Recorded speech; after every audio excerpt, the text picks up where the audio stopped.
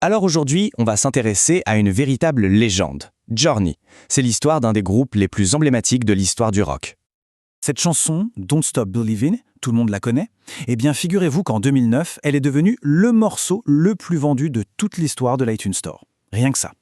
Mais ce qui est fou, c'est que le groupe, derrière cet hymne planétaire, à la base, c'était une expérience de jazz rock progressif. Alors comment sont-ils passés de ça à ça ? C'est une histoire assez dingue, une véritable saga faite de réinvention, de conflits et d'une découverte. Vraiment, le genre de découverte qui n'arrive qu'une fois dans une vie. Ok, pour comprendre, il faut revenir au tout début. Et tout commence avec un autre groupe de légendes. Parce que oui, Journey est en quelque sorte né des cendres de Santana. Donc on est à San Francisco en 1973. Deux anciens membres de Santana, Neal Schon et Gregg Rolie, décident de monter un groupe. Au départ, il s'appelle le Golden Gate Rhythm Section. Et leur but n'était pas du tout de devenir des stars, non. Leur idée, c'était d'être un groupe d'accompagnement pour d'autres artistes déjà connus. Très vite, ils développent leur propre style. C'est assez complexe, un mélange de rock progressif, de jazz fusion, très instrumental. Ils sortent 3 albums entre 75 et 77. Le problème, ça ne décolle pas. Commercialement, c'est un échec. Le public ne suit pas vraiment. Du coup, leur maison de disques Columbia Records tape du poing sur la table. Ils leur disent en gros, bon les gars, ça suffit les expérimentations, il faut changer de direction musicale. Et surtout, il leur fallait la pièce manquante, un vrai chanteur, un frontman avec une voix qui percute. Et c'est là que l'histoire bascule. C'est l'exemple parfait de comment une seule personne peut absolument tout changer. Fin 1977, le groupe engage un certain Steve Perry. Et là, c'est la révolution.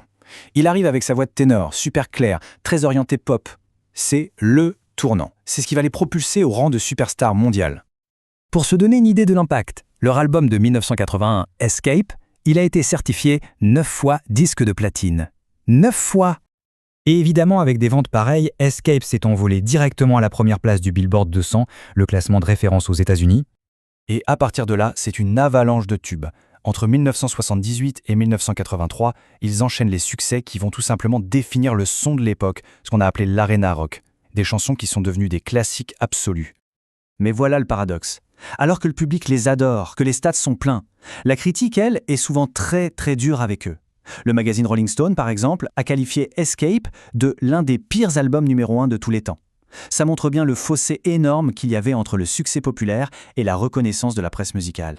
Forcément, un tel succès, ça a un prix. Et la pression d'être l'un des plus grands groupes de la planète, eh bien ça a fini par laisser des traces. Après l'énorme succès de l'album Frontiers en 83, le groupe décide de faire une pause. Chacun part sur des projets solos. Mais en réalité, les tensions internes sont à leur comble, surtout entre les deux leaders, Steve Perry et Neal Schon, qui ne sont plus d'accord sur la direction musicale. Ajoutez à ça l'épuisement des tournées, le cocktail est explosif. Et là, c'est une longue traversée du désert qui commence. En 86, ils sortent un album, mais 2 membres fondateurs ont été virés. L'année d'après, la tournée est annulée et le groupe se sépare. Il y a bien une tentative de réunion en 95, avec la formation classique. Mais le destin s'en mêle. Steve Perry se blesse à la hanche, ce qui retarde toute tournée. En 98, les autres membres, impatients, prennent une décision radicale. Trouver un nouveau chanteur. On pense alors que c'est la fin. Et pourtant, l'histoire n'est pas terminée. Loin de là. Ce qui va suivre est digne d'un conte de fées moderne, quelque chose de totalement improbable. Le groupe fait face à un défi qui semble insurmontable. Comment est-ce qu'on remplace une voix comme celle de Steve Perry ? Une voix aussi iconique, aussi irréplaçable. Leur avenir en dépendait totalement. Après un premier remplaçant qui ne reste pas, le guitariste Neal Schon est un peu désespéré. Et un soir, tard, il se met à chercher sur Internet. Il tombe sur une plateforme qui est encore assez nouvelle à l'époque, YouTube. Et c'est là, au fin fond du web, qu'il va trouver la perle rare. Il tombe sur des vidéos d'un certain Arnel Pineda, un chanteur philippin qui reprend des tubes de Journey avec son groupe, The Zoo, dans des bars à Manille. Neal Schon n'en croit pas ses oreilles. La voix est juste parfaite. Il est tellement bluffé qu'il le contacte immédiatement. Et c'est le début de l'une des histoires les plus folles de l'histoire du rock. Le pari était risqué, mais il va s'avérer payant. Leur premier album avec Arnel Pineda au chant, Révélation, sorti en 2008, est un immense succès. Il entre directement à la 5e place des charts, se vend à près de 200 000 exemplaires en 2 semaines et devient disque de platine. La preuve est faite, le nouveau Journey fonctionne. Ce qui est fascinant avec Journey, c'est que leur musique a dépassé le statut de simple classique du rock. Elle fait maintenant partie intégrante de la culture populaire.